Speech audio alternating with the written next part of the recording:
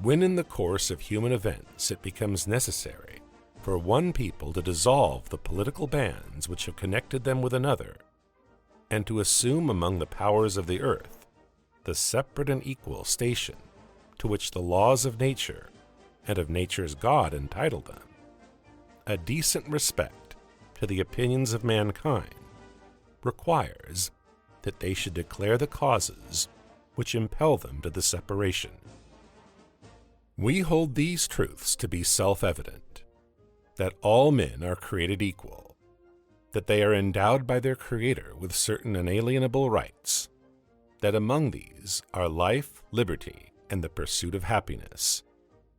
that to secure these rights, governments are instituted among men, deriving their just powers from the consent of the governed, that whenever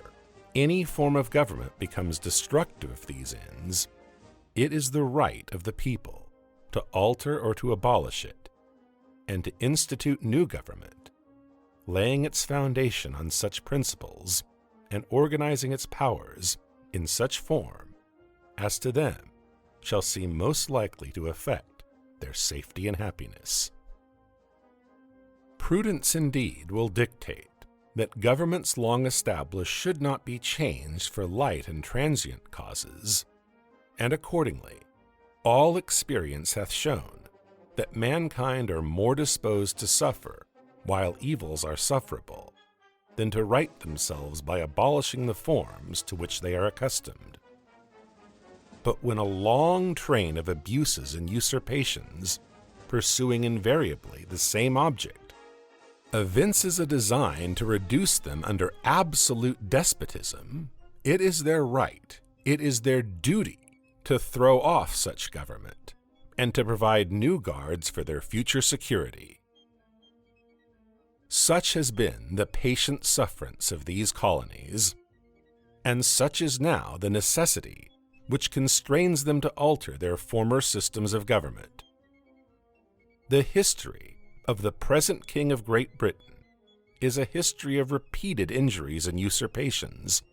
all having in direct object the establishment of an absolute tyranny over these states. To prove this, let facts be submitted to a candid world. He has refused his assent to laws, the most wholesome and necessary for the public good. He has forbidden his governors to pass laws of immediate and pressing importance, unless suspended in their operation till his assent should be obtained. And when so suspended, he has utterly neglected to attend to them. He has refused to pass other laws for the accommodation of large districts of people, unless these people would relinquish the right of representation in the legislature, a right inestimable to them, and formidable to tyrants only. He has called together legislative bodies at places unusual, uncomfortable, and distant from the depository of their public records, for the sole purpose of fatiguing them into compliance with his measures. He has dissolved representative houses repeatedly for opposing, with many firmness, his invasions on the rights of the people. He has refused for a long time, after such dissolutions, to cause others to be elected, whereby the legislative powers, incapable of annihilation, have returned to the people at large for their exercise, the state remaining in the meantime exposed to all the dangers of invasion from without and convulsions within. He has endeavored to prevent the population of these states, for that purpose obstructing the laws for naturalization of foreigners, refusing to pass others to encourage their migrations hither, and raising the conditions of new appropriations of lands. He has obstructed the administration of justice by refusing his assent to laws for establishing judiciary powers. He has made judges dependent on his will alone for the tenure of their offices and the amount and payment of their salaries. He has erected a multitude of new offices and sent hither swarms of officers to harass our people and eat out their substance. He has kept among us in times of peace standing armies without the consent of our legislatures. He has affected to render the military independent of and superior to the civil power. He has combined with others to subject us to a jurisdiction foreign to our Constitution and unacknowledged by our laws, giving his assent to their acts of pretended legislation. For quartering large bodies of armed troops among us, for protecting them by a mock trial from punishment for any murders which they should commit on the inhabitants of these states, for cutting off our trade with all parts of the world, for imposing taxes on us without our consent, for depriving us in many cases of the benefits of trial by jury, for transporting us beyond seas to be tried for pretended offenses, for abolishing the free system of English laws in a neighboring province, establishing therein an arbitrary government,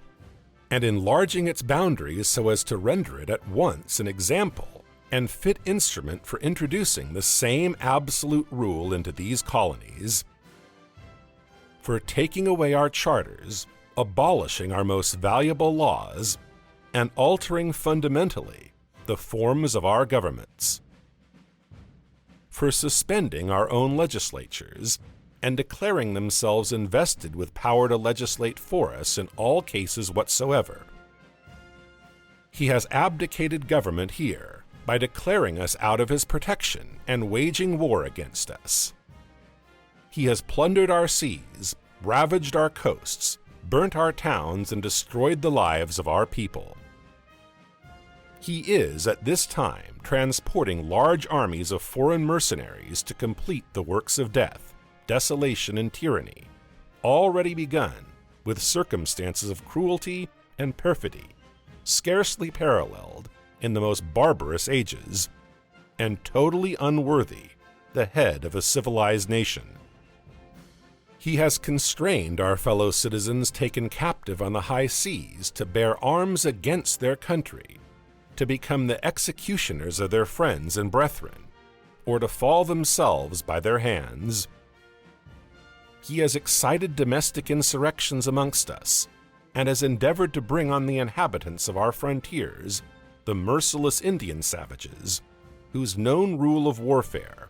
is an undistinguished destruction of all ages, sexes, and conditions. In every stage of these oppressions, we have petitioned for redress in the most humble terms. Our repeated petitions have been answered only by repeated injury. A prince whose character is thus marked by every act which may define a tyrant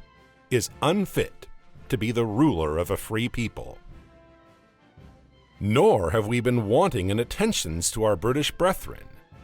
We have warned them from time to time of attempts by their legislature to extend an unwarrantable jurisdiction over us. We have reminded them of the circumstances of our immigration and settlement here. We have appealed to their native justice and magnanimity, and we have conjured them, by the ties of our common kindred, to disavow these usurpations, which would inevitably interrupt our connections and correspondence. They, too, have been deaf to the voice of justice and of consanguinity. We must, therefore, acquiesce in the necessity which denounces our separation and hold them, as we hold the rest of mankind, enemies in war, in peace, friends. We, therefore, the representatives of the United States of America, in General Congress assembled, appealing to the Supreme Judge of the world for the rectitude of our intentions, do, in the name and by authority of the good people of these colonies, solemnly publish and declare that these united colonies are, and of right ought to be, free and independent states, that they are absolved from all allegiance to the British Crown, and that all political connection between them and the state of Great Britain is and ought to be totally dissolved, and that as free and independent states they have full power to levy war, conclude peace, contract alliances, establish commerce, and to do all other acts and things which independent states may of right do. And for the support of this declaration, with a firm reliance on the protection of divine providence, we mutually pledge to each other our lives, our fortunes, and our sacred honor.